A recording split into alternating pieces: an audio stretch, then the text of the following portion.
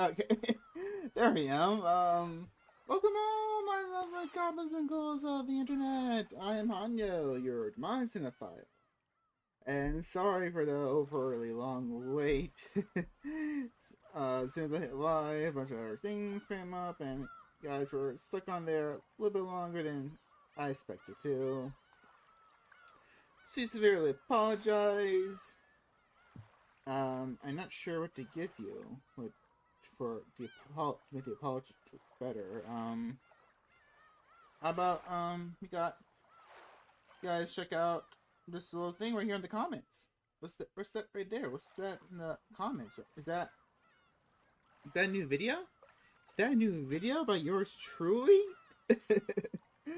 Okay, no, it's nothing special. It's just my rant about Exorcist Believer. And you guys click it, give it some views. Just listen to it while you do some chores, or homework, or whatever. Yeah, I greatly appreciate that like and view. But if you don't have to. It's not like I care. Not like I care or anything. Bastards. The bastards. I don't know, nothing serious though. But yeah, sorry for the long wait. We're probably just gonna jump into the game right now. There's a couple other things I might want to do after the game, but I'm not sure if I'm just gonna do that by myself to record later on, or we can just record it while we're live. Either or works for me, but we'll see. So let's put that away. Let me get the game screen up. Make sure we're looking a-okay over here. Yep, everything looking fine.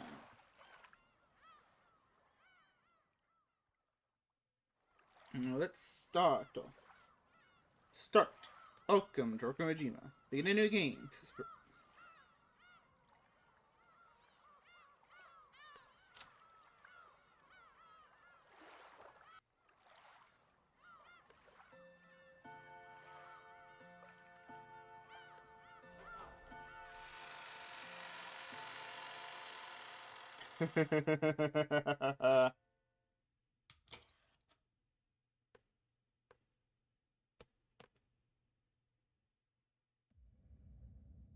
The story is always fictional, fantastic in nature, and samples are assisting individual organizations, locations. Wait, we did all this.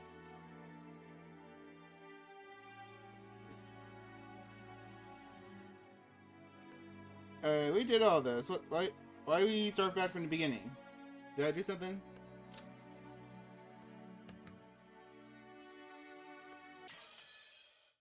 Okay. Alright, so I messed up somewhere. But this is the start for where we were last time. So if I remember right... So what I remember correctly, we got to the island. Let me turn the game down a little bit, it's kind of loud. It's too low. If it's too low or loud to you, just let me know, okay? Okay, so last time we met everybody at the airport.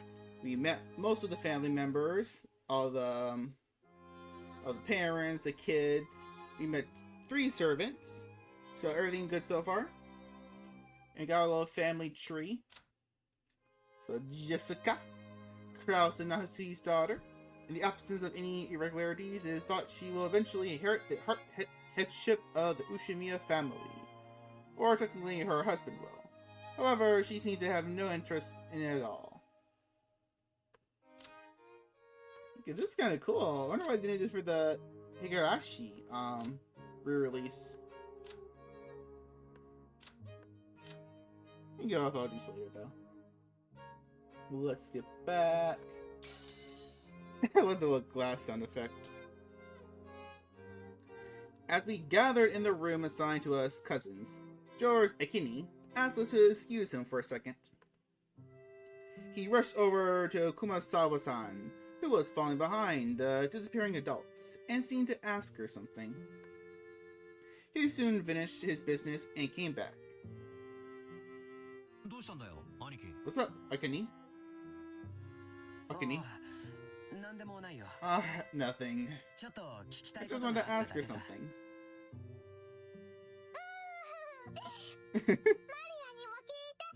Tell me too. Tell me too.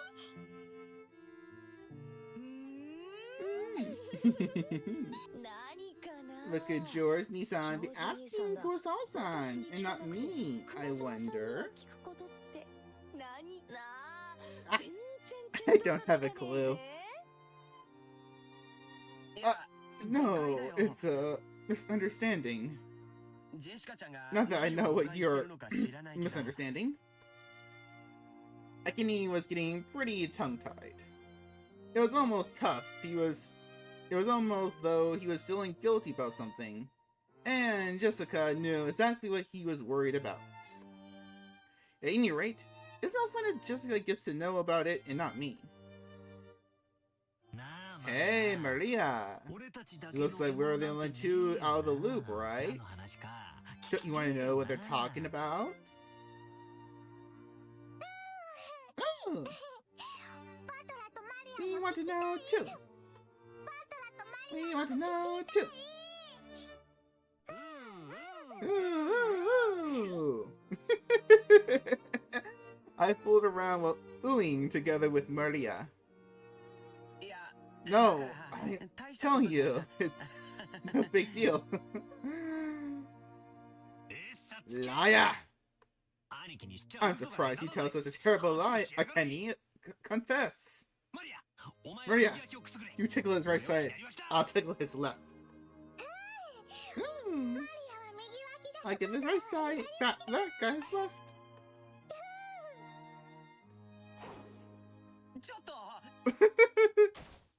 Uh-oh. Wait, you too! Stop!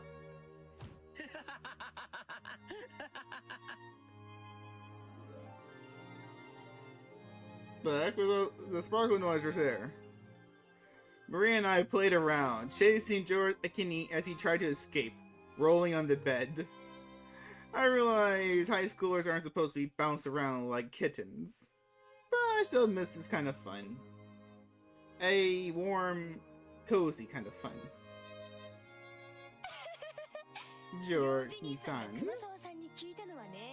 Yeah, George, what were you asking her? Well, I've got a good guess. It's been years since the last time he visited the head family. Who knows what servants might have come and gone during that time. Either way, it looks like he'd like to go and say hi. Hmm? Say hi? I want to say hi too. What the hell? That's something to feel guilty about, Akane. Hmm? I'm not buying it. Maria, don't be fooled. Akane still is hiding something. More torture. What was that? Just stop it. Seriously.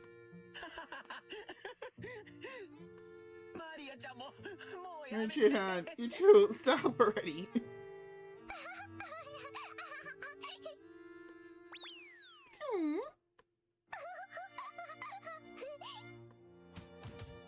They're rustling? She's probably busy cleaning or getting lunch already. Don't worry, she'll stop by later to say hi or sooner. I bet you'd rather have been welcomed by Shannon, said Nosy Goda.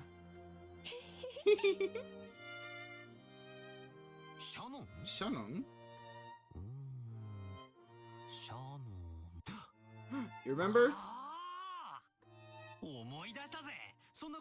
Yeah, I remember a girl with that name. Is she still a servant? How's she doing? We got black for.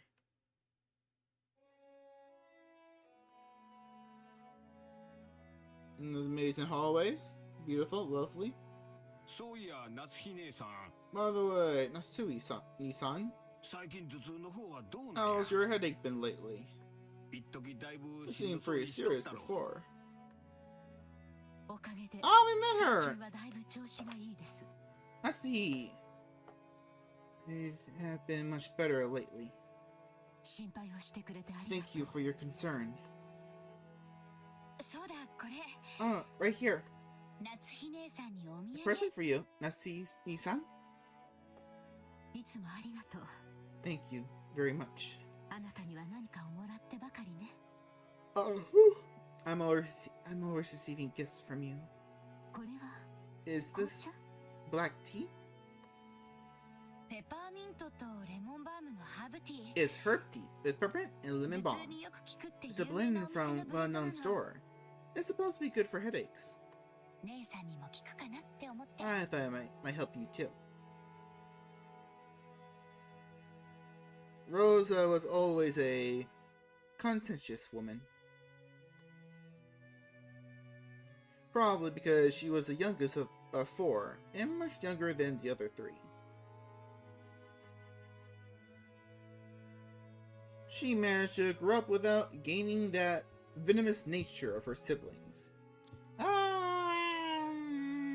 Okay. We'll buy it for now. Her kind words got Natsuhi to soften her expression for just a moment. But it wasn't enough to melt her stony gaze, hardened as it was by long years of mental stress.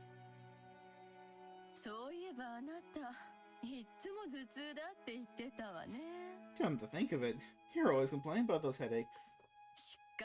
Pull yourself together. Jessica-chan has her exams this year, right? That's going to be a turning point in her life. Will she really be able to rely on you as a mother? Oh. And besides, Natsuhi-san, you're 3 years younger than me. You should get your act together. Damn. Okay. Okay, it's going through the throat right away. I apologize. I've had a tendency for headaches all my life. Even under normal circumstances, Ava sometimes failed to choose her words carefully. But her comments aimed at Natsuhi contained shards of obvious malice, though she hid it with a smile. Of course, that fact didn't escape Natsuhi. She frantically contained her urge to grimace and pretend to ignore Ava. Butler-kun will have his exam this year too. Rudolph-san, you should be a little concerned as well. Hello, Cogs! How are you doing tonight? Yeah, we just started just a few minutes ago. I had to delay for a moment. Butler-kun will have his exams this year too. Rudolph-san shouldn't be a little concerned as well. For the sake of your own son. Very get serious to the point of having headaches, like Natsuhi-san. If I say anything, he'll automatically rebel. So, what should I say? Should I say the opposite? That it's okay for him to mess around? That's probably the only way I could get him to listen to me. Hideyoshi-san, George did really well in his exams, right? Please, you gotta teach me the trick to handling children. Well, it's probably because I got him to understand why he should study. Study isn't worth anything on its own. That's right. Real point in studying is to practice researching stuff on your own, whether you bump into something you don't know. If you can't do that, you can't be useful to society. I'm not talking about math or written. You gotta learn how to learn. Oh God. Oh God, that's actually good life advice. That's actually good life advice. That's nothing you can learn in school. Bravo Hideyoshi-san for being a good dad. Yeah, but hello, Cause. How you doing tonight? How's your day so far?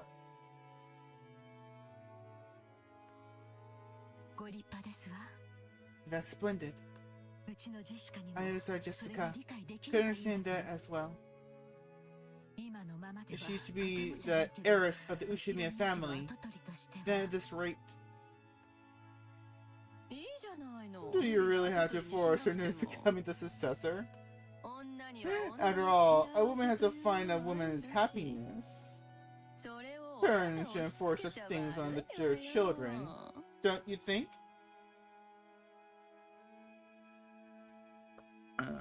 Let me pull this up real quick.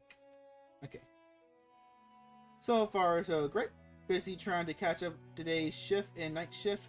Ooh, that's I can't imagine. But good luck. Don't tire yourself out too much if you can. Make sure this is right. Audio good. Audio good right there. Okay. Yeah, don't tire yourself up too much if you can't. Or if you can. My tongue was tied today. I can't say words.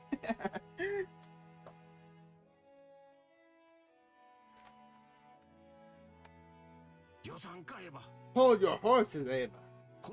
Each family has its own way of raising their kids. You shouldn't be pushy. I'm sorry. Natsuhime-sama, don't take it the wrong way.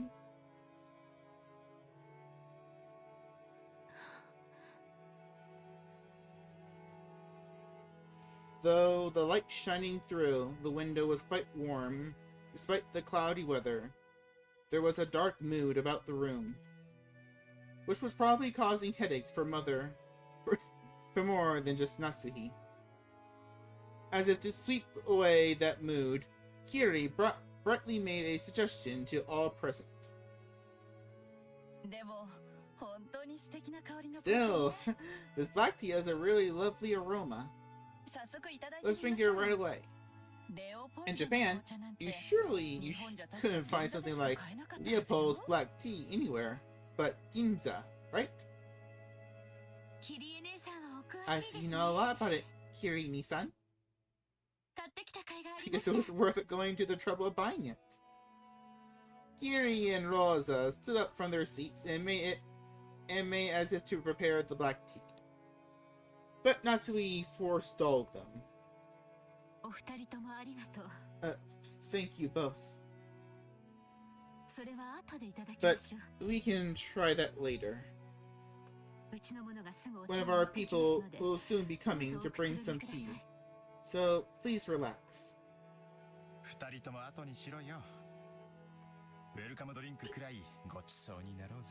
Let's enjoy our welcome drink. Rudolph gave a subtle signal with his eyes for them to sit down again. Kiri and Rosa understood instantly, and openly returned to their seats. The intentional greeting of the guests was complete, so it was time for them to be served some tea. It was embarrassing for the host that the tea was late, especially now that the guests were talking about making tea themselves. Natsui bit her lower lip, frustrated by the impetus of the servants who were late bringing in the tea. Seeing her face, Eva immediately started to giggle. Of course, Shannon had no way of knowing what was taking place in the parlor. She came pushing a serving car piled with teacups.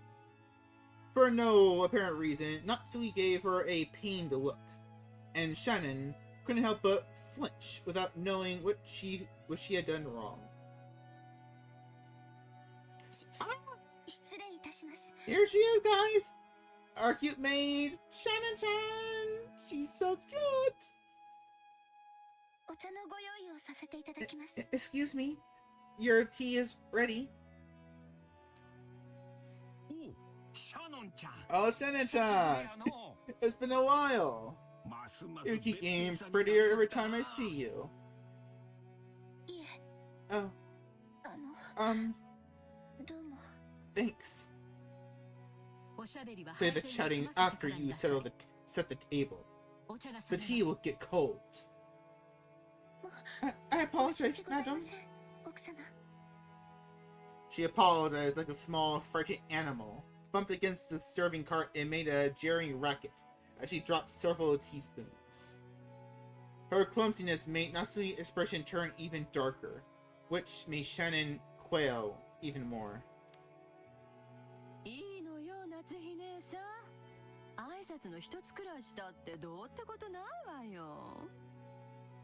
The tea must be plenty cold already, considering how long we've been kept with...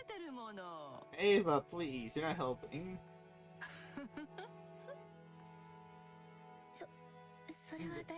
There's no need to worry.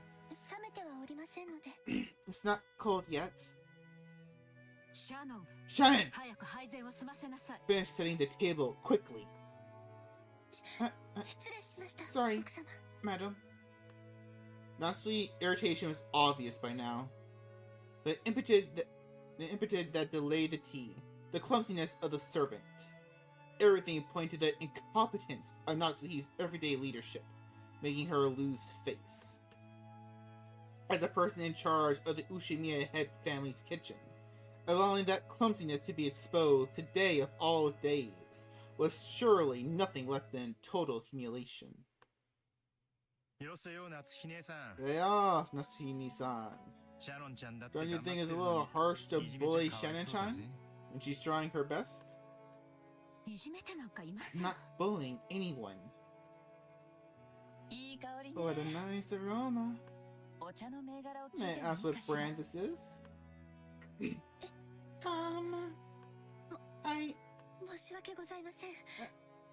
I'm terribly sorry. I'll find out for you later. Kiri was trying to be nice, hoping to cut through the tense mood. However, Shannon had embarrassed herself instead, darkening Natsui's face in the room's mood.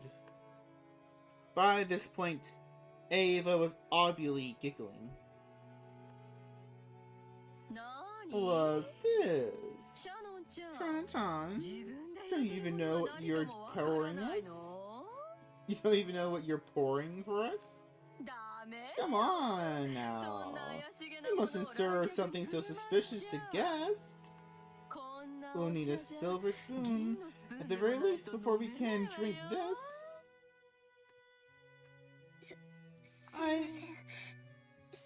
I'm sorry. I'll get one immediately. Shannon-chan, do you know what silver spoons are used for? They have to be silver. Don't you know why? No? A teasy smile rose to Ava's face as she stared at Shannon, setting the table. By itself, Ava's expression was sweet, in an impish sort of way. However, the words being spun from her lips held the keenness of a razor within them. Shannon tried with all her might to avoid Ava's continuing gaze. Realizing that Shannon was hard-pressed for an answer, Rosa gave some timely help. They say if silver is touched by poison, it darkens. Guess you learned something today, Shannon-chan. They were acting as though the tea needed to be tested for poison before it could be drunk. In Natsui's eyes, this was an insult both to the tea and to herself for serving it. Rudolph laughed flippantly and patted Ava's shoulder. Silver cutlery wouldn't do any good for you, Aniki. Just one look at your poisonous tongue And even a silver plate would turn pitch black.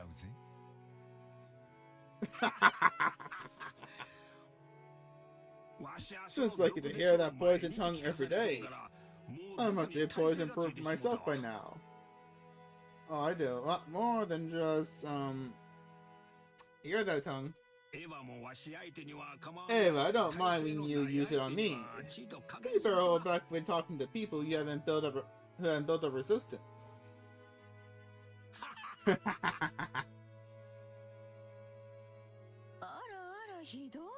My, how cruel. Oh, did with tea, Shannon a bit about tea, didn't I?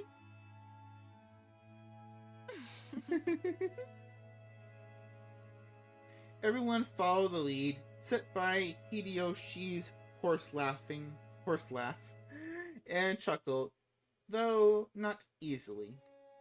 Only Natsuhi didn't join in, but for the time being, the conversation inside the parlor could not be mistaken for a lively and friendly chat.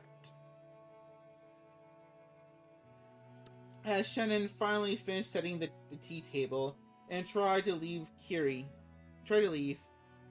apologized in a low voice for her not being able to help. Shannon gave a light bow and made a hasty retreat. Shannon cast her eyes downwards as she pushed the cart down the corridor.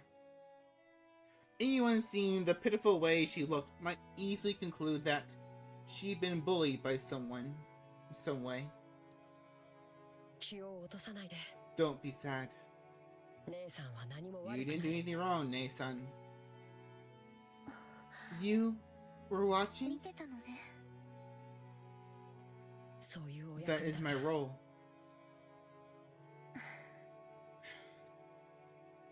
Madam and Eva-sama could go to hell. But the worst coward is that guy. Cannon glared hatefully in the opposite direction of the parlor.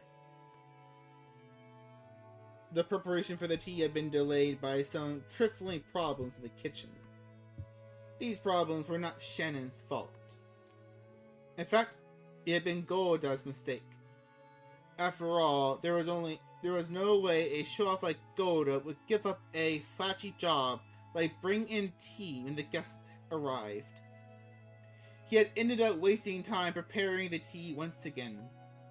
So when he realized he wouldn't be able to score any points for the job, he pushed the task on setting the table on Shannon, who happened to be passing by. You might call it a clever move on his part, but there could be no doubt that it was a cowardly one. Okay, Golda. I thought he was a good guy. I thought Golda was just like the innocent victim of all this. Okay, no. Fuck Golda. He deserves what's happening. No, he doesn't. But he might. We'll see later. It's okay. Kanon-kun. Thanks.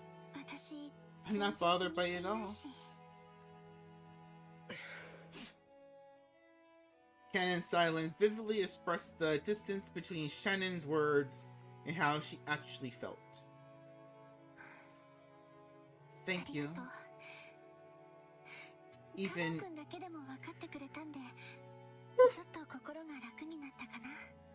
if you're the only one who understands, I feel a bit better.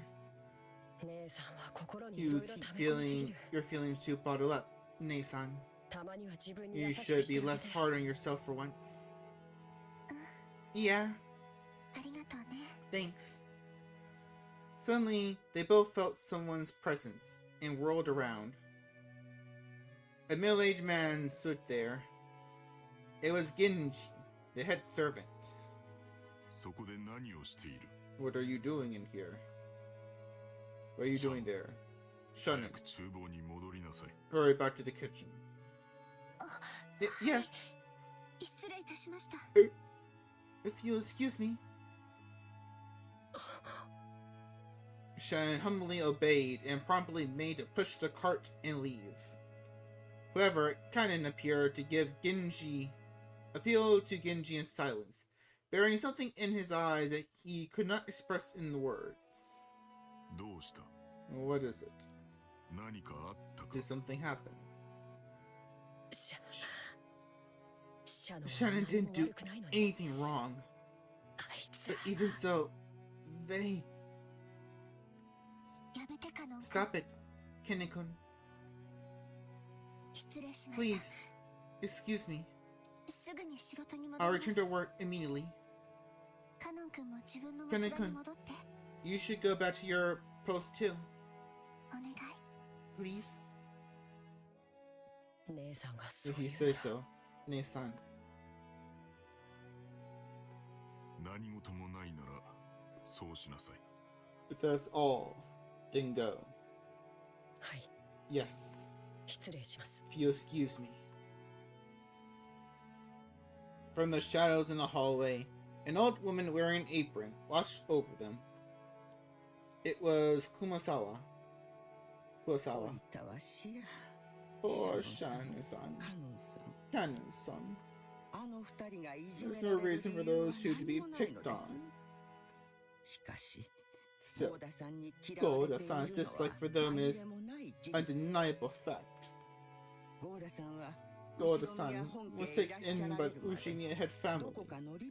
I hear he works for a fabulous hotel somewhere. The manner of work he learned there was quite impressive, I believe. It's just that Goda-san is the newest servant here. He must have a lot of pride accumulated from his previous positions. Because Shannon-san and Kenne-kun are his seniors here at the mansion. They have yet are experienced and have gone through much less in life than he has. He picks on them at every chance he gets. And also, sad as it may be, they are disliked by Madame Natsuhi too. Of course, if we're talking about experience, the madam has been in this family much longer. And yet, this is one point where I cannot help but sympathize with the madam as well. Truly, the master is a man with many sins on his conscience. Why didn't he realize that such a trifling whim of his would give the madam such an inferiority complex? Of course, on the inside, even the madam is fully aware that those two don't deserve to be treated so harshly. However, the heart has reasons that reason knows not. I feel so sorry for them. I can't do anything but watch over them from the shadows. No, I don't. Oh! Is time moving? Okay. I was not expecting that one.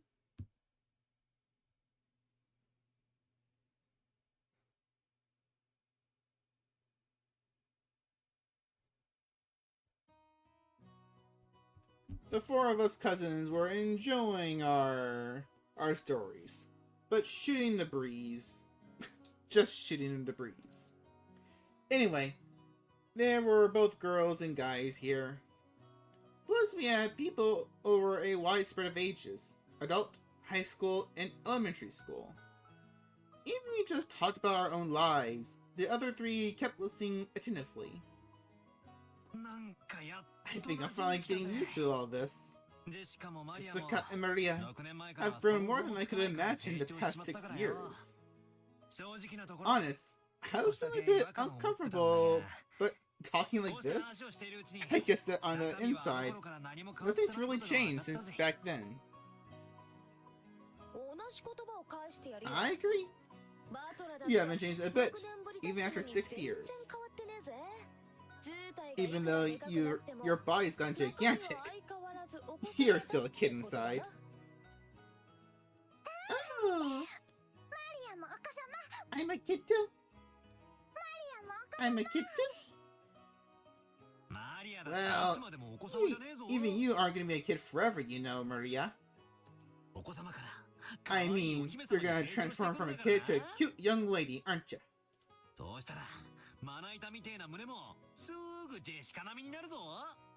Atler, I know you're just being joking, but no, I'm not gonna say that. Not to Maria. You gotta let me touch him. No, no. Like, Maria, no. Don't promise, Maria. No, Maria-chan. You can't make that kind of promise. That's bad, bad, bad, bad, bad, bad, bad. Huh? I promised, so I'll let him. No. I keep my promises. Always keep them. Ooh. Maria. You really are an honest, earnest, good girl. The guy you marry is gonna be really lucky. Hey, don't try to change the subject but make it sound pretty. Maria, that promise is never gonna happen. Never. The promise is cancelled?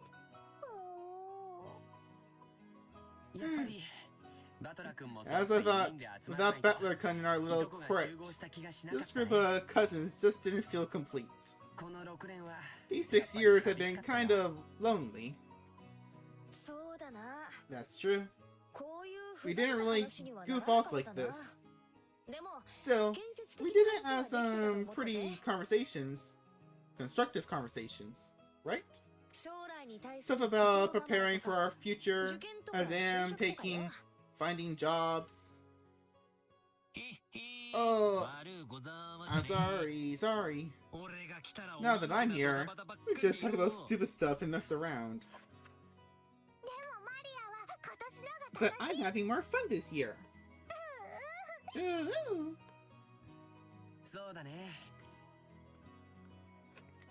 That's true.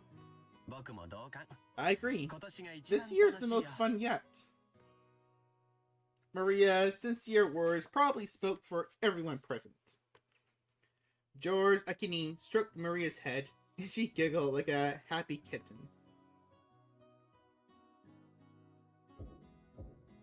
What's that noise? Oh, she's coming! Pardon me. Your meal is ready. A timid knocking sound and the equally timid voice of a young woman came through the door. Jessica answered brightly. Shannon! Come in! You remember Butler, right? Jessica stood up from the bed and opened the door. There stood a servant girl who must have been about our age. It's been quite some time since we last met, Butler-sama. It's nice to see you after 6 years. It's me, Shannon. Trembling a little as she noticed me, she bowed deeply. Jessica had me surprised. But look at you, Shannon-chan. You turned into you turned into a total beauty too, haven't you? You are too kind. Still, the food on this island must be really nutritional, huh? What have you been eating? And how are you trained to get boobs that big? I guess I have to feel them a bit and see whether yours or Jessica's are bigger, okay? With both hands positioned and saliva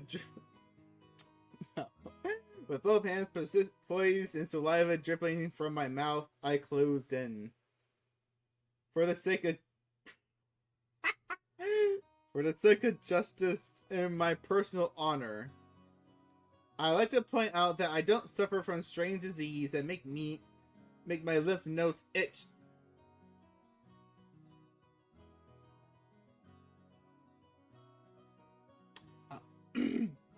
Alright, wasn't expecting that reference. Okay. I'd like to point out that I don't suffer from strange disease that make my lip nose itch until I scratch my neck open, which can only be prevented by fondling breast. That's a very, very specific disease, indeed. This is just a Battler-style method of communication. If I slowly close in on her like this, odds are 8 out of 8. If I slowly close in on her like this, odds are 8 or 9 out of 10 that I get slapped or clobbered, right? So, I can use this Battler-sama original technique to spark a gag like that and break the ice. Well, this also means I really do get to touch them on that 1 in 10 chance, though. Right? Yeah. Like, that'll never, ever happen. At that point, my hands were less than a centimeter away from Shannon-chan's boobs. But the counter-strike had yet to come. She blushed and lowered her head in embarrassment when she realized what was going on. But she just stood there with both her hands politely joined in front of her, not even trying to resist or cover her breast. Hey, I wasn't planning on this. Please hit me right now. I'm seriously gonna. Which is why I'm glad that Jessica chose that time to drive her elbow in the back of my head. Thank you so much, Jessica! Alright, that's actually really good, because in the anime version, I think also in the manga version, he did that joke, but they never say that it's a joke in those adaptions. They never say that he didn't really actually plan on doing it. Here when he actually feels like he's about to do it, he's like, "Oh God, what am I about to do? I really shouldn't be doing this. This is wrong." Okay, so Battler isn't that much of a pervert like we thought. He is. What the hell are you thinking me?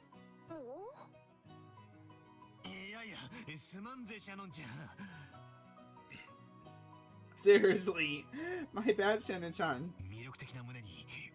I got overwhelmed by your hypnotic chest. More importantly, anyone who gets that close has gotten to be... yeah, you're kinda right. You gotta fight back when people do that. But you are an important guest, Battler-sama. Now look here, a pervert's a pervert, whether he's a guest or not. A girl's chest got an air defense identification range of about 10 centimeters or so. When someone trespasses within 2 centimeters, there's already an invasion of airspace. So you better scramble the jets immediately and give them an instant slap. I couldn't do such a thing. Because we are, furniture. Of course, she didn't want her breast touched. But if a guest so desired, she was prepared to sacrifice herself to suit their wants. A girl like this needs some urgent protection. To think such devoted girls still exist in this era. It's enough to make a man dizzy. But no.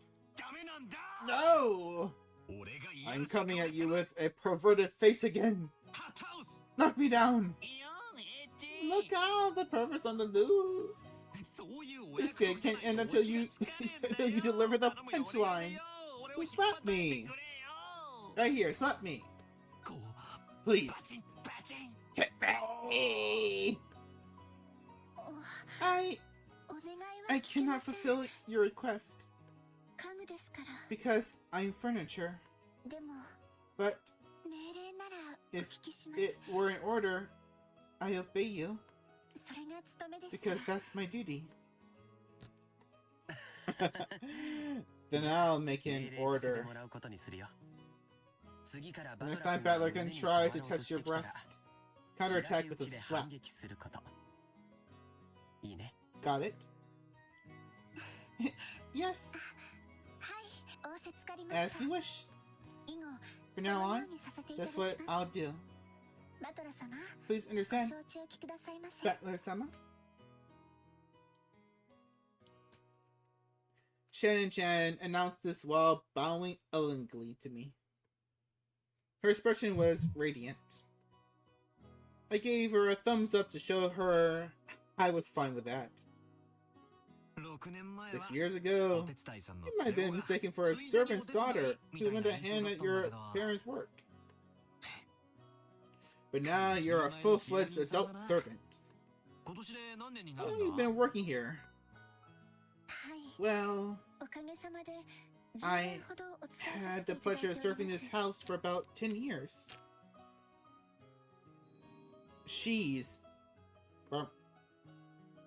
The kanji for her name are read as Shannon. Now here's another name that's far from the typical for a Japanese person. Back in the day, I was a kid myself, so I accepted her name without paying it much attention. Thinking about it now, though, her name's pretty unusual, even though she's not a member of the Ushimiya family.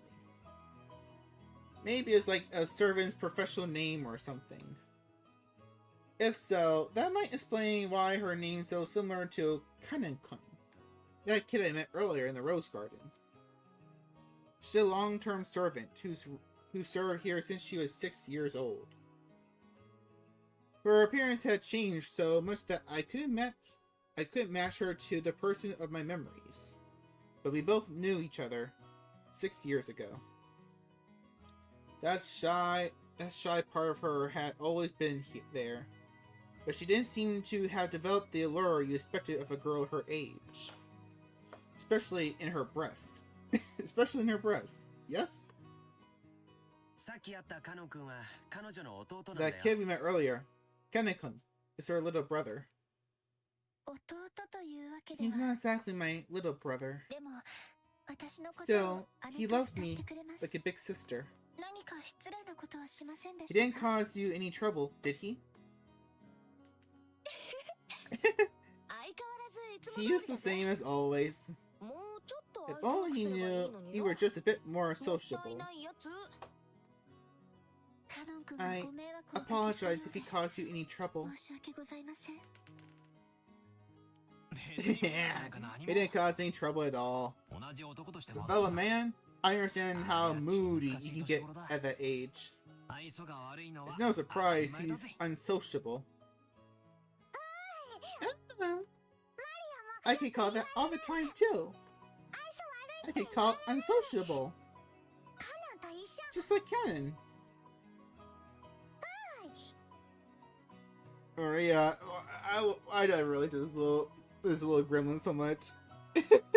I could call it unsociable.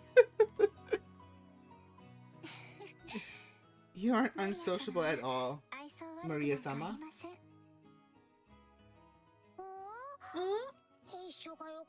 I wanted to be like him. You said the meal was ready, right? Yes. I'm sorry. Your meal's been fully prepared, so please allow me to guide you to the mansion. Shannon bowed again formally, and returned to her duty mode. We realized that it made her stick around for more light conversation. It would actually make it harder for her to do her job. We got up off our butts to avoid interfering with her work any further. So, shall we go to the mansion?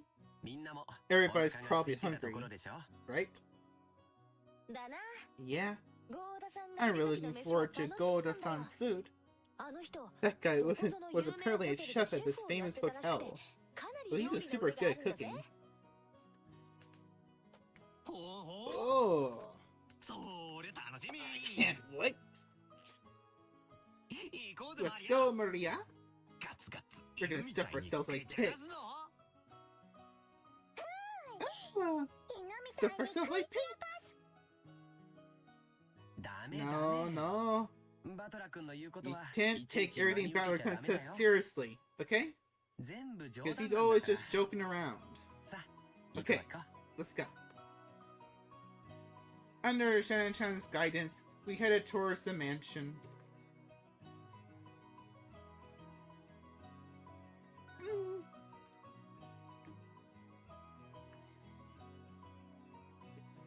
We met once again by the magnificent Rose Garden. We continued onward as the intermediate mansion of the Ushimiya head family came into view. It had apparently been built shortly after the war, so you could feel the dignity of almost half a century hanging about it. The building was gorgeous on the surface, but old as it was, equipment such as AC and heating were apparently quite frail. According to Jessica, midwinter was especially tough, with all the drafts. Haven't these people ever heard of a Katsua? Katsua? Okay. I think we're about to scum about it. Just gonna need to take a small little break. I'll be right back. Just a quick minute. Just a quick minute.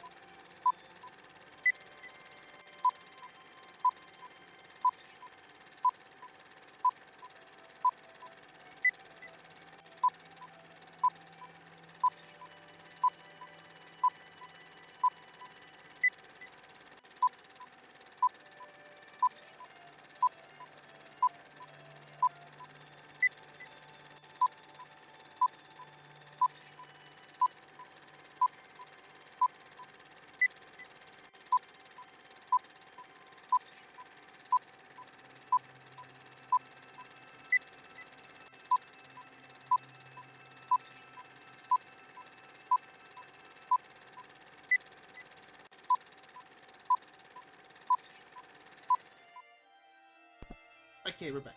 sorry about that. Had to use the bathroom and stretch my legs for a second. Wish I had one of those desks that go up and stand up. I do a lot more streams just standing up talking to you guys. This chair wouldn't kill me. It was a lot better than when I used a wooden chair, though. That was a strong butt. Okay, where is it? Alright, we just entered the mansion. As we entered the entrance hall, an aged servant greeted us. Now him I remembered. Genji-san, who has been working here longer than anyone, filled the role of head servant. Butler-sama. It has been quite some time since we last met. As our eyes met, he greeted me with a calm, composed voice. His bow wasn't as graceful or refined as Goldust, but despite its simplicity, it communicated his feelings very well. It's really been a while. You look very well. Thank you. I've been quite well. And Butler-sama, you have become a splendid young man. You are beginning to resemble the master in his youth. You look like grandfather. I guess that means grandfather was pretty popular with the ladies when he was young. From here on, I shall take on Shannon's place and accompany you. Please come this way. Shannon-chan bowed deeply and watched us leave. After that, we headed towards the dining room under Genji-san's guidance. Genji-san, just like Kumasawa-san, stood in the stark contrast to us, young people, who have grown beyond recognition over the last 6 years. His appearance was exactly the same as in my memories from 6 years ago. It was as though time had stopped since the last time we met. Genji-san was extremely quiet and diligent person. He was basically grandfather's close aide or caregiver, and you might even call him grandfather's companion of many years. In fact, it seems he was by grandfather's side even more often than my late grandmother was. According to Jessica, grandfather trusted him more than any of his blood relatives. But I wonder how long he served. I never got the details, but I heard something about him being here since the very beginning, when this mansion was first constructed. Which would mean that he's dedicated half of his life to serving here. Oh boy, Genji, you need a hobby. It's easy to see why he's so trusted. As he passed through a massive hall that extended up into the second story of the mansion, with no separating doors.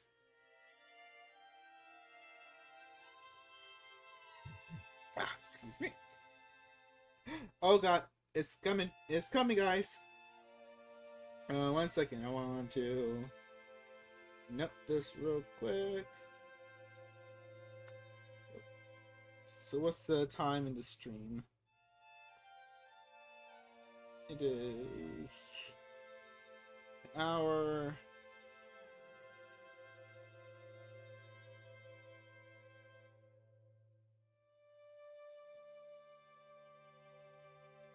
$1:12.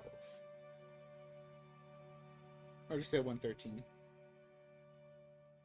Okay.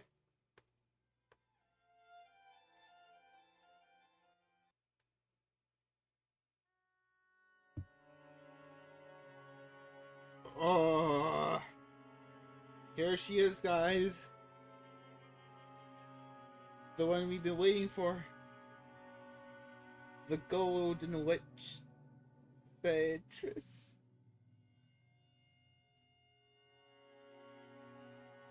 Hello, my love. It's here! We finally got to see her, guys! It's finally here! Beatrice-sama! It's Beatrice-sama! Hello, my mistress. Hello, the Golden Witch. We need to pay respect. I cannot stand by her side. We must be below the witch. Is practice common? It was an awfully big portrait, hanging right in front of the staircase that rose to the second floor. Without thinking, I stopped walking, captivated by it. Since I stopped so fast, Maria, who was falling behind me, ran into my back.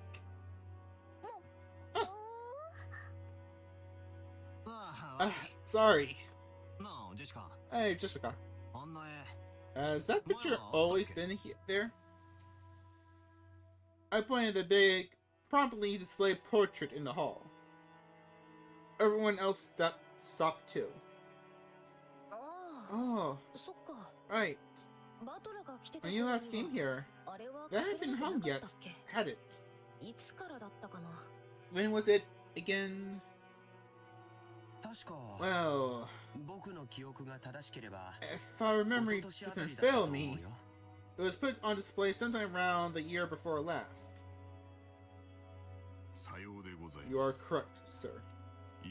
In April of the year before last, the master put it on display there, having previously ordered a painter to create it. Grandfather did that?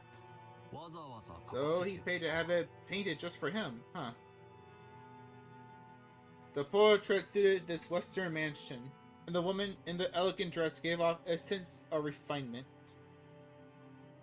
I couldn't have guessed her age, but her sharp eyes and the strong will she seemed to possess made her look youthful. Youthful. She seemed somehow indifferent from the composed, middle-aged woman you often see in famous pictures. If she had normal black hair, I might assume it was a portrait of my long-deceased grandmother in her prime. However, she had beautiful blonde hair and didn't look Japanese at all. So? Who is this lady? Maria answered that simple question enthusiastically, as though proud she knew the answer. I know. What? Beatrice. Beatrice. She's a witch. Didn't you ever hear the stories about her long ago? A witch? You mean the witch of this island? I think I already said this, but Rokkenjima is a small island, only 10 kilometers in circumference. However, that's actually pretty massive, considering that only the Ushimiya family lives here. So, only the harbor and the area around the mansion were set up to be lived in. Beyond that, the island remained as untouched as when it was uninhabited. The vast and empty forest had absolutely no lights, phones, or people passing through. To understand how dangerous that is, you need to forget your common sense of a city dweller. After all, if you happen to fall down a hole in the depths of the forest and sprain your ankle, no one would come save you, no matter how much you cried or screamed. Then, once the sun went down, the forest would be warped in complete darkness, since there was no street lights. And since there was no signs, it was easy to get lost and confused, losing your sense of direction inside that dark forest. Nowadays, most people see a forest as a beautiful place, peaceful place. But to that people of bygone eras, before the light of civilization drove out the night, forests were as geographically separated from civilization as the sea. There are oceans above the ground. The fishermen who go out into the ocean are putting their lives at risk, despite their technical knowledge. In the same way, Hunters who go out to the forest are in danger, despite having specialized knowledge of their own. If the children were to go play in such a dangerous forest, something terrible might happen. Someone's parents must have thought so. Maybe grandmother first said it, or maybe it was grandfather himself. Or perhaps the story's been passed down on this island since ancient times. There's a terrible witch in the forest, so you must not go in. At some point, this ghost story of Rokunajima was born. This is the legend of Rokunajima's witch.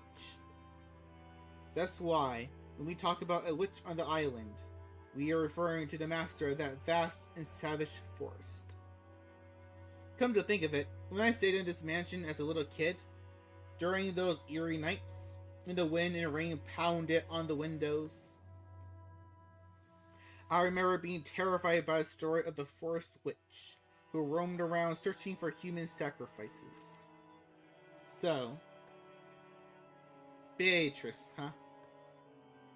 When Akini mentioned it, I searched my memory, and was sure I recall hearing a name like that when I was little. I see. Still, I totally forgot that the witch in that legend had a elegant name, like Beatrice. So, did grandfather go out of his way to have a portrait made?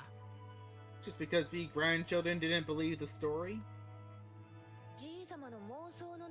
She's the witch from grandfather's delusions.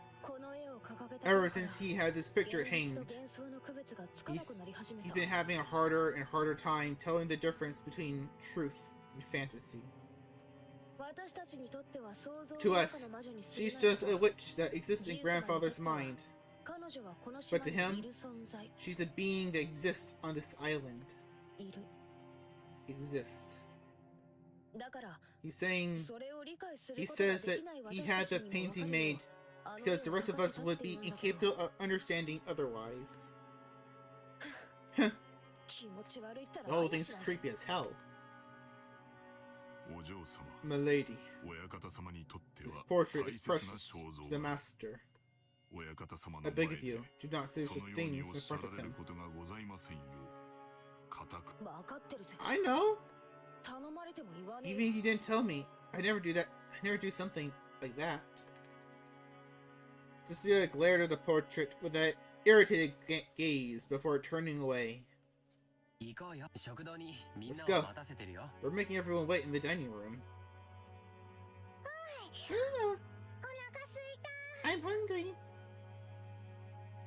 Only a small portion of this island was controlled by the Ushimiya family. All the lawless remainder was the domain of the witch, Beatrice. You might even call her the true ruler of Rokunajima.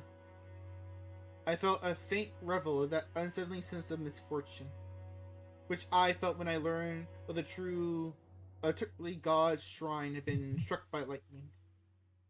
And I remember that Kumasawa-san tried to tell an ominous story about Rokunajima before Jessica stopped her. I don't know what she was planning to tell us about this island, but I do know one thing. It isn't the Ushimiya family that rules Rokunajima. It is the witch. It is the witch, Beatrice. That's right. After all, this is the witch's island. Oh, the chills! So, 123. Mark that real quick.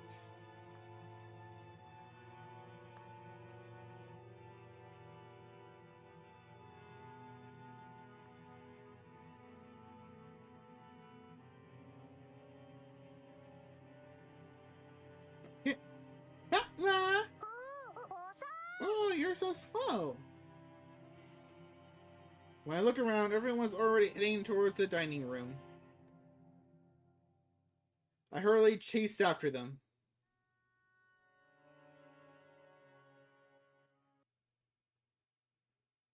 We walked up to the huge double doors that led to the dining room.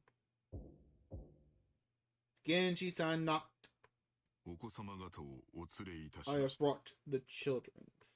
失礼いたします。 Please pardon the intrusion. The doors were opened, and we were invited inside.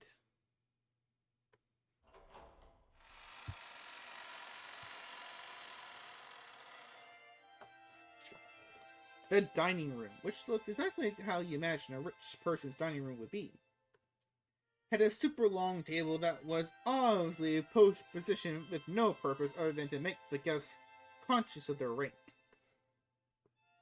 Our parents were already sitting in accordance with that ordering. 遅いぞガキども。 You're late, brats. 早く席につけよ。 Hurry up and take a seat. The old bastard pressed us to sit. The only gaps in that group of people were the spots where we were supposed to sit, which only made us feel our tardiness all the more. The seat at the head of the table, called the Impotence chair, chair, was for the most highly ranked, reserved for grandfather. It was still empty. He's probably wanted to show up last for a dramatic effect. From the perspective of someone facing the incipitance chair head on, the seating order went from left to right, with the lower ranking seats progressing in rows of two further away from it. So the left-hand side of the first row, closest to the head chair, where Uncle Kraus was sat, since he was the second highest in rank. It looked like he hadn't arrived yet, so that seat was empty. Across from his chair, on the right side of the first row, sat the eldest daughter of the family, Aunt Ava, who was the third highest in rank. On the left side of the second row was the fourth highest in rank. There sat my damn dad, Rudolph, the third of the siblings. Across from him, on the right side of the second row, sat Aunt Rosa, the youngest of the siblings.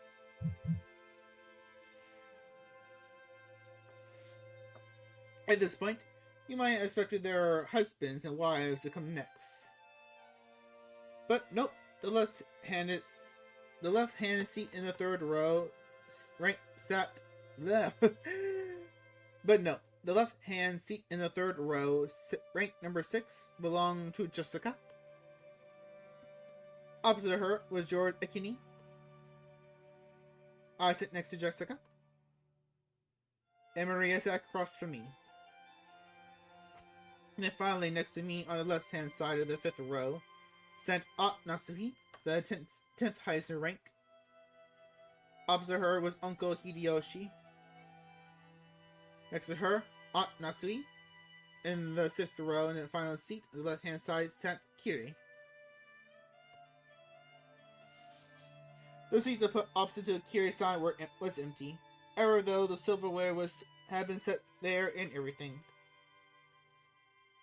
According to the ranking system, that spot was where Aunt Rosa's husband should be sitting. Even though he wasn't supposed to be coming, his place was made up. Normally, ranking systems of this sort give spouses equal positions as their partners. But the Ushimiya family system was unique.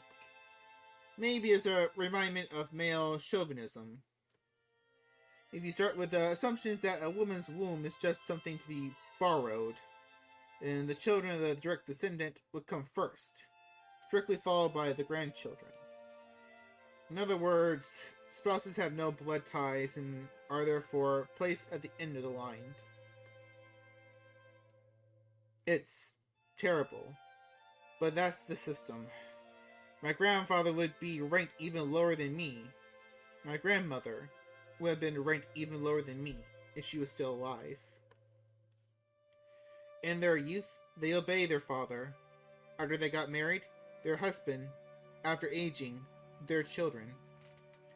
There's the old saying, women have no home in any realm. Long ago, when I was still incapable of figuring all this out, I thought it was so great that we could go all chat in our little groups. Adult siblings with adult siblings and cousins with cousins. However, now I can re-examine the seating order after growing up a bit. It stirs up some very complicated feelings in me. Aunt Natsuhi, who was married to the eldest son and was the de facto number 2 in the managing this family, sat to my right, which meant that she was 2 steps lower than me in the ranking order. It was hard to imagine what might be growing on the inside of her heart. That's why I made a small, apologetic gesture towards her before sitting down. How nice to see you, Butler-kun. You've grown quite tall, haven't you? Yep. 6 long years of eating well, sampling various cuisines, and reviving substance from Mother's earth-bountiful gifts. Hard work, but I pulled through. Growing just like a boy, I see. How tall are you now? I guess about 180 centimeters. But Nazi, that's where you're supposed to say, hey, sounds like you did, all you did was eat. 180 centimeters. What is that? I give that off. And move myself back up.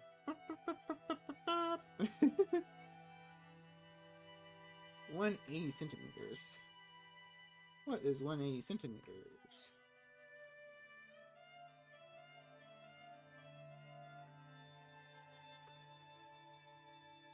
Oh, that's 5'9". Hey, me and Battler are about the same height. Yeah. I can take him. Go, bitch. Ah! Huh? Oh. I'm sorry. After a short pause, she did laugh with me, but it seems she couldn't quite figure out what she was supposed to be laughing at. This woman is Aunt Natsuhi. She's the wife of the eldest son of the family, meaning she's my father's older brother's wife. It's simpler if you just call her Jessica's mother. I feel bad to say it like this, but while I didn't exactly dislike her, I didn't particularly like her either. She hardly ever spoke with us kids, and all my memories of her involve her talking to the adults about complicated things, with a scary look on her face. In fact, since we hardly ever exchanged words, I spent a long time trying to figure out how I should approach her. Though my efforts seemed to have ended in failure. The silverware sat neatly on the table, but the meal itself hadn't been brought in yet. But the meal hadn't brought in yet. As a general rule, you couldn't start a meal until the person sitting at the head of the table arrived. So, as long as grandfather didn't come, lunch would be put on hold indefinitely. Not even the appetizer would arrive. Simply put, the silence in this room was caused by our parents enduring their hunger while they waited for grandfather to arrive. However, the grandfather from my memories would always show up on time to meals like this. He was the kind of person who would never be so late that it kept everyone waiting, especially after the entire group had arrived. Grandfather is pretty late. As far as I can remember, he was always strict about time. Well, that might have been true 6 years ago. but it hasn't been that way lately.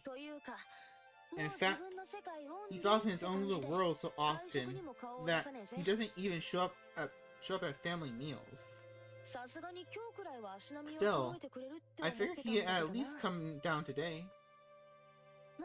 Then again, I feel a lot more relaxed and happy without him. Jessica!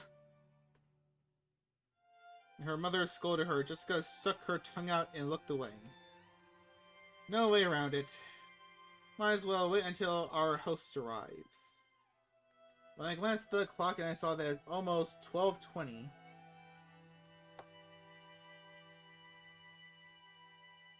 We all sat in silence till the screen went dark. Ushimiya Kenzo, the aged family head of the Ushimiya head family. This man could be seen in his study. The clock had already passed noon, but he didn't even attempt to rise from his seat. With his spectacles on, he built up a growing pile of books with elaborate bindings, which he then read intently. You couldn't really say that he was having too much fun to stop.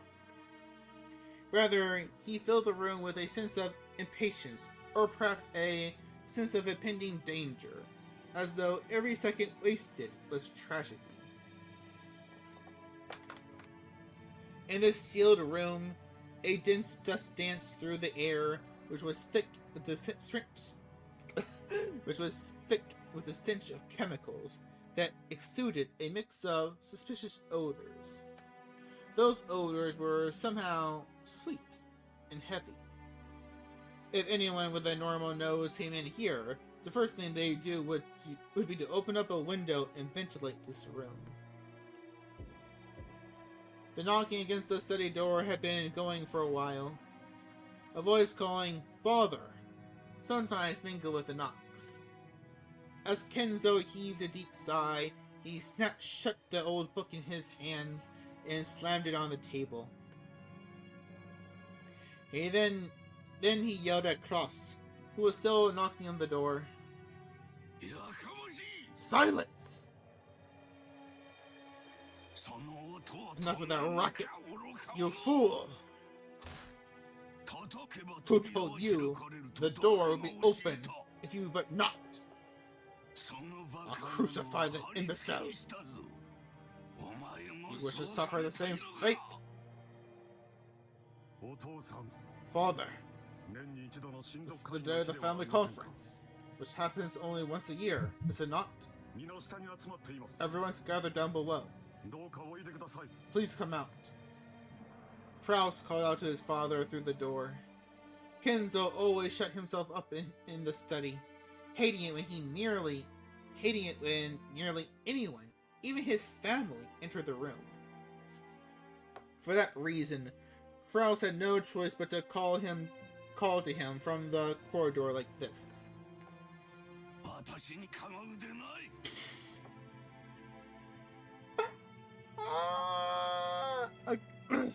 Molest me not!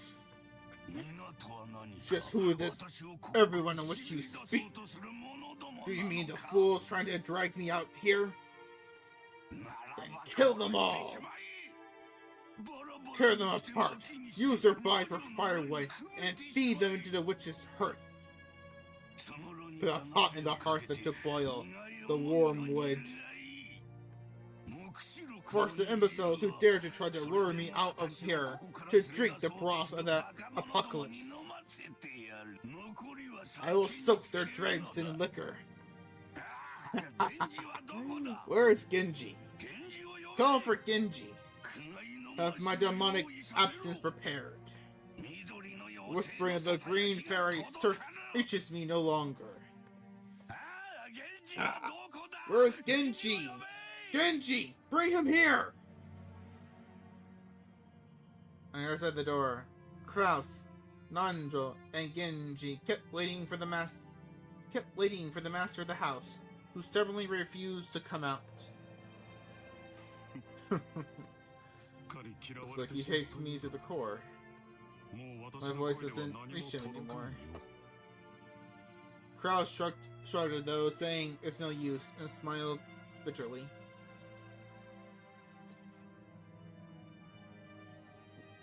From the beginning, he hadn't really expected his father to respond to his calls.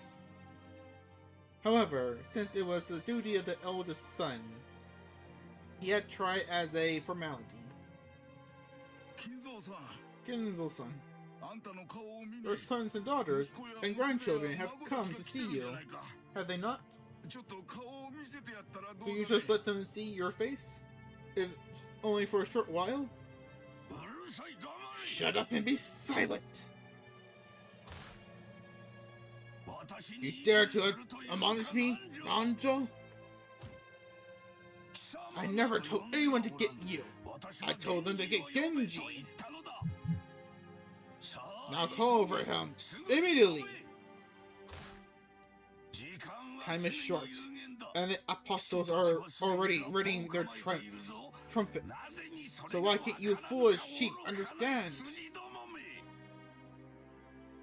Kenzo slammed an old, heavy book against the table over and over. That racket nearly expressed his great displeasure. Kenzo put his spectacles down and flew up from the chair. He spread his arms wide open, as if to sing to a packed opera house, as if appealing to someone, and yelled, Why? Why is there always something in my way? I would throw it all away. I will offer up everything, and there's only one thing I ask in repayment. Oh, Beatrice, if I could see your smile one more time, I could plunder the smiles of the earth and offer them all up to you.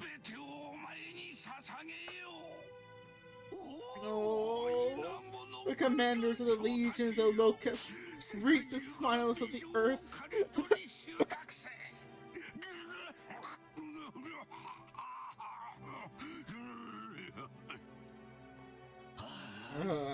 Everything is filthy. Everything is equals to me. Irksome. Why must I suffer this infinite of this most precious of days?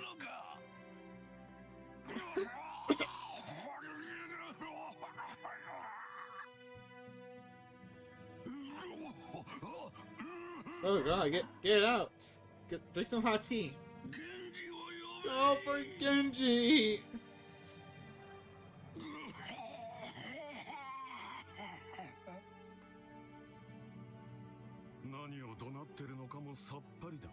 I have no idea why he's yelling about. He's probably lost his mind by now. Krause-san. Isn't that a bit harsh to say? A bit harsh thing to say? Isn't it a bit harsh to say such a thing of your own father? My father is already dead. There's nothing here but a phantom of what a father once was. At any rate, as long as he has no intention of coming out, there's nothing we can do. Maybe try to open the door. But the door only opens from the inside. Kinzo-san. Choking coughs continue to pour from the study. I'm going back downstairs. It'll be a late place to let the fruits of Golda's prize cooking talent get any colder. It's one of the few things our relatives can look forward to when they come to this house.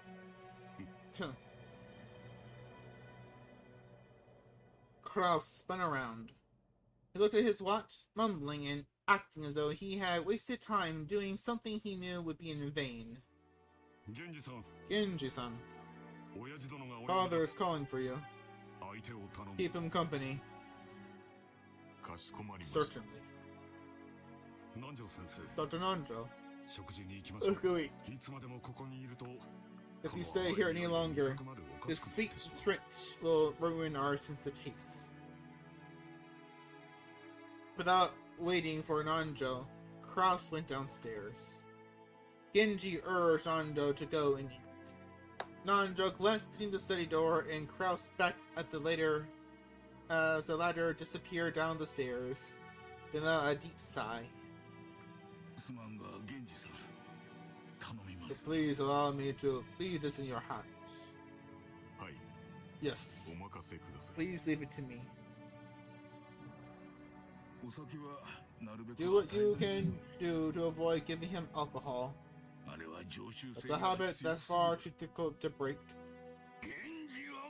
Genji not here yet. Who dares keep Genji from coming? There's Genji! Call for Genji! Please, allow me to handle the situation here. Very well. Forgive me. Nanjo bows slightly and descended the stairs. Genji watched him leave, then knocked on the study door. Master, is Genji. Genji! Why have you kept me waiting for so long? You're alone, I trust. Correct. I am alone. Kenzo returned to his seat at the study and pressed an old-fashioned switch on the table. After a small delay, the heavy sound of the door unlocking could be heard. Kenzo was convinced that his family wanted to make a mess of his study. Or perhaps someone had once opened the window for some air and ended up scattering things that, to him, were important research materials, leaving him in a terrible mood. Kenzo had outfitted his room with a formidable lock, preventing anyone from entering without his permission, and thereby sealing himself in a jail of his own making. Genji, who he trusted the most, was relatively free to enter the room, but even that didn't always hold. If Kenzo was in a bad mood, even Genji wouldn't be able to enter. Anyone else would be limited to holding a conversation through the door, unable to even see Kenzo's face. And most of the time, what they got could hardly be called conversation. However, this didn't trouble the rest of the family much. After all, it just wasn't worth the effort to disturb this aging family head, who was impossible to please and always stayed shut away, immersed in his research. Taking advantage of his refusal to leave his room, they supported his isolation, putting his care entirely into the hands of the servants. Good. Genji, my usual. I am busy. Yes, sir. Genji headed to the corner of the study. Their suspicious-looking bottles boasted venomous colors were on display. They were actually liquor, but considering the shady atmosphere of this room, one might easily suspect them of being some ghastly poison. Inside the study, the mysterious collection of books gathered by Kenzo had grown into a mountain. They were bizarre, ancient, or banned books, all of them either forbidden, cursed, or sealed. But if you try to call them old books, Kenzo will fly into a rage and say, "Call them grimoires!" There were also many mysterious objects that presumably held some meaning with regards to black magic, like candles, especially melted and molded into strange shapes. The constellations drawn on a certain celestial globe contain quite a few shapes that would draw puzzled looks from anyone familiar with today's night sky. The carelessly strewn about books contain many illustrations, all of them of religious or mysterious nature.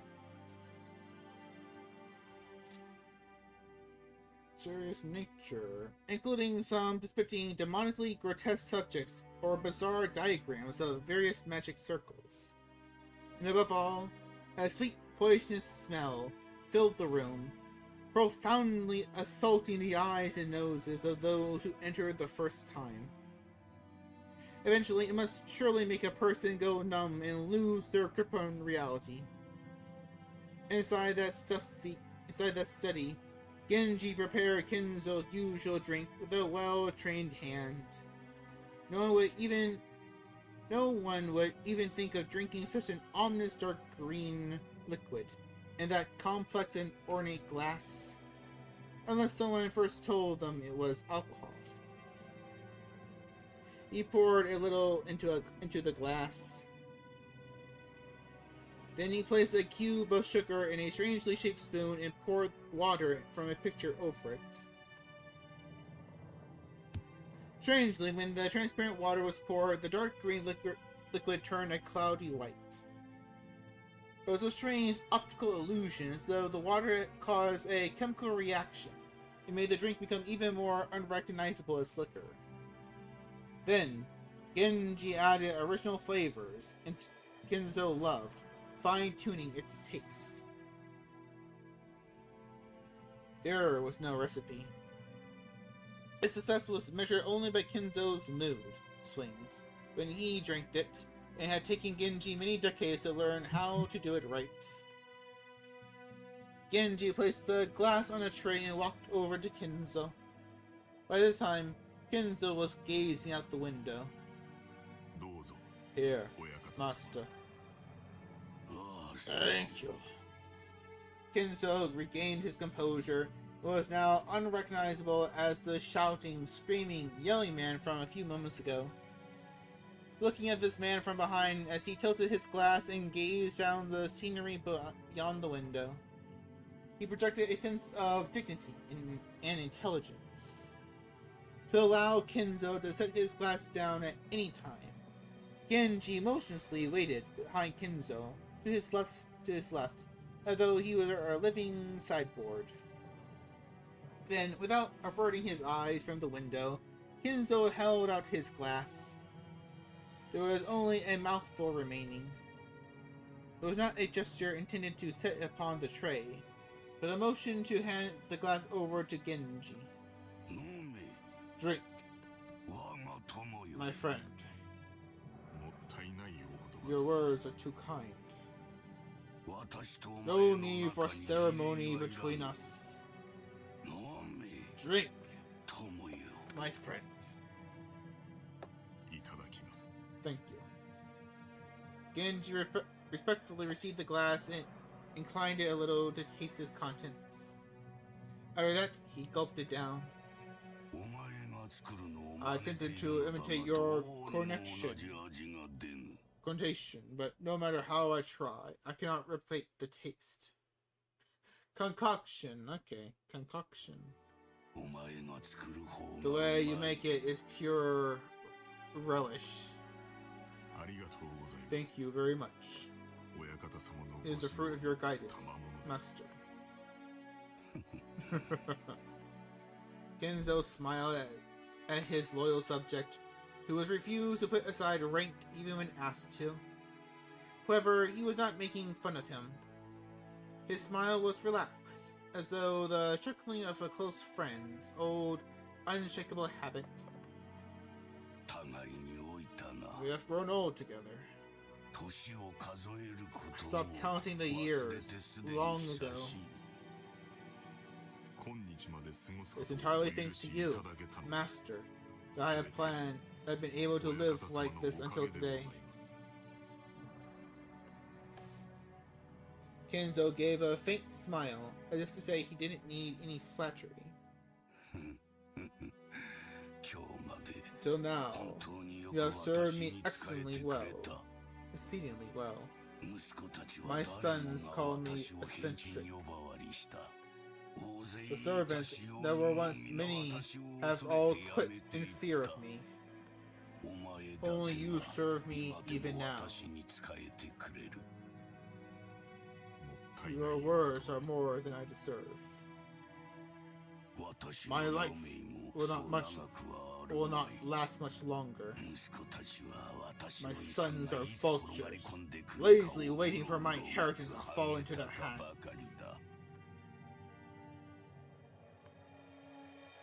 Kraus is a fool who squanders money like water, who throws away 2 gold coins to obtain 1. Okay. He has the gall to claim that he earned money. Ava is a slave to money, who thinks of me as a mere chicken. When I die, she plans to use my bones to make broth. Are you sure about that, sir? I don't think she... I mean, he's not quite wrong. His children are quite awful people, but... who raised them? Who probably helped them turn into that? That Rodolph just wants to fool around with women. Yeah, okay, yeah, he's right about that. Rudolph is... he has too much of that in him. Rosa bore the baby of a man who came from nowhere, and about whom we know nothing. Jessica is incompetent and uneducated. Man! George has none of what it takes to be a man. Battler is a fool who threw away the honor of the Ushimiya family. How dare you speak that way about Maria? Why is Ushimiya blood so incompetent? Is there no one worthy of inheriting the glory I built? Of course, I know. This is part of Beatrice's curse. I know it. You golden witch. Are you trying to take revenge against me in this way? If you want to hate me, then do so. If you want to run away, then run. I won't let you go. I won't let you go. I won't let you go. I won't let you go. I won't let you go. I won't let you go. I won't let you go. You belong to me. You must always be in my arms. For all my life. You will stay in the birdcage for all eternity, whispering only to me. Beatrice. Why? Why won't you smile back at me? Oh. Genzo's a bastard, but this is kind of sad just listening to him rant like this.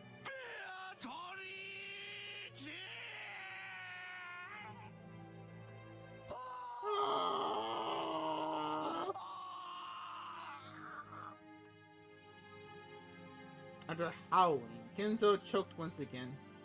Genji set the tray and glass down and rubbed his master's back. Genji's facial expression did not change. It was always like this.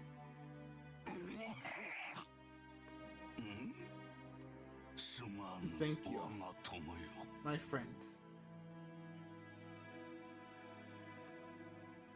When he seemingly deranged his fit, when his seemingly deranged fit subsided, Genzo regained his composure once again. It was like seeing 2 different people, a wild Kenzo and a composed Kenzo, living together inside one body. And so, I have decided.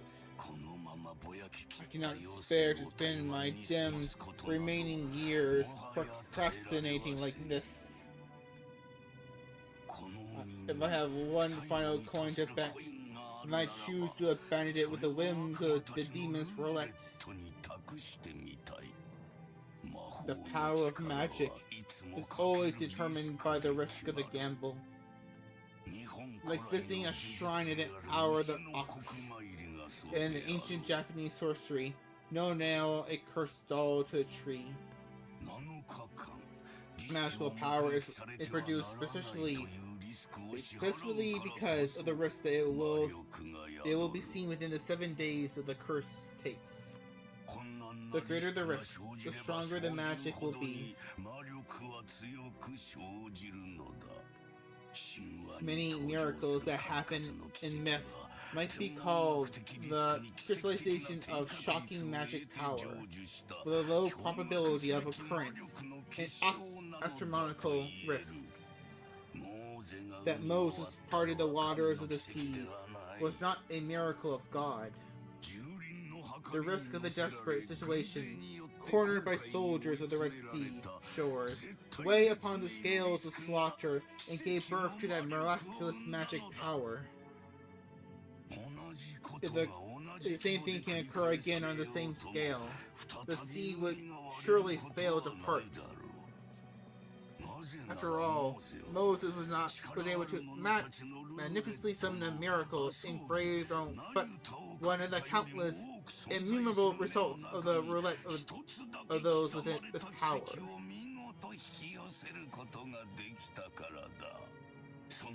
That is the force that can triumph over astronomical odds. Indeed, good fortune that can grasp miracles is magical power itself. To obtain this mighty power, one must fight the risk of despair. Those who possess no magical power may call that desperation rather than a bet. However, people who truly do possess magic power can grasp hold of that miracle and make that enigma come into being. And if that power exists within me, I'll seize that miracle. I'll have a chance of making that wish I devoted my life towards come true. Kinzo looked up the sky outside the window. He spread his arms as if appealing to someone up in the skies. If only I was capable of grasping that miracle. Oh, Beatrice, Beatrice, show me your lovely smile once more. No matter how much time passes, your face is not vanished. I just want to see your smile. That is all. I'll return everything you've granted me. I'll return all the glory I've gained since that day. I don't need fortune, prestige, or gold. I'll return everything you gave me. I just want to see your smile. I beg you, Beatrice.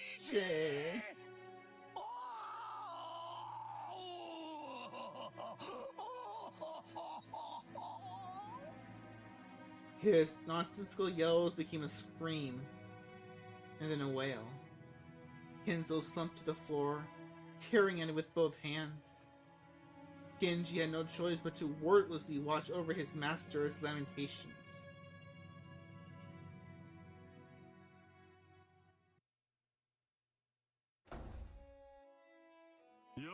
Well, ladies and gentlemen.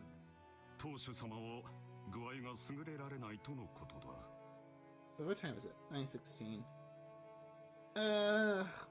No, guys, I think I might get. I really cannot talk tonight, more than usual. I think I need to cut tonight a little bit short. No, I wanted to go at least 1 more hour, but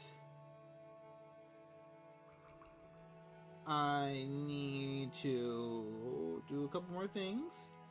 So, before it gets a little too late, and I can't be too loud at a certain time. So I think we're gonna cut it short for tonight. Thank you all for showing up. I really, really highly appreciate it. So tomorrow night, I was still deciding whether or not how I wanted to do Friday the 13th. At first I thought of just doing it as a watch along with the original movie rather than the game, but I think we'll just do the game because I don't think there's enough time to be able to get the movie going and stuff like that. So we're just going to do the movie. I meant the game. Just gonna do the game. The game. I made a goof. Okay. I'm being stupid. But I do need to go. Thank you all for throwing up, even just for a little bit. Sorry that my mouth was very tongue-tied just today, more than usual. Not sure why. It's very dry. You get dry mouth very easily. Ah, the girls! I wasn't I mean to hit that, but you see them. And if you see them, you can always click my link right here. No, click it, click it, click it, click it, click it. Really, really, really appreciate it. If you can do that, do that, do that, do that.